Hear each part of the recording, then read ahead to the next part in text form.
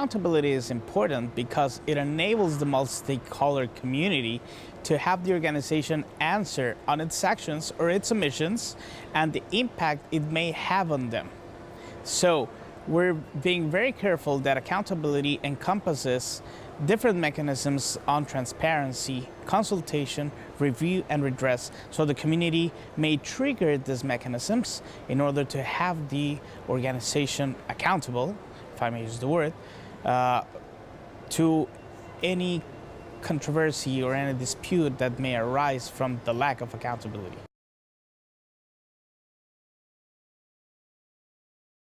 As long as we have proper accountability mechanisms to have the organization answer to the end users, we will be successful on addressing the concerns and issues that may arise at any certain point with regards to, for example, public interest commitments. So if we have these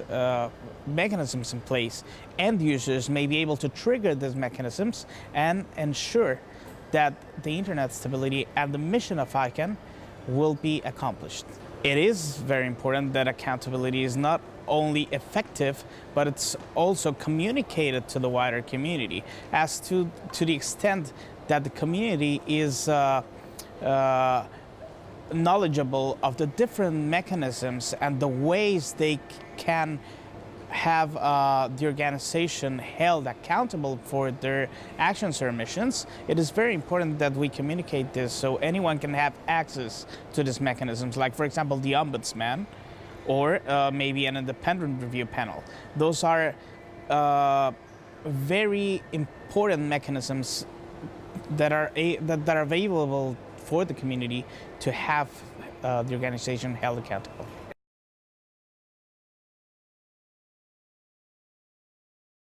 There is a cross-community working group on accountability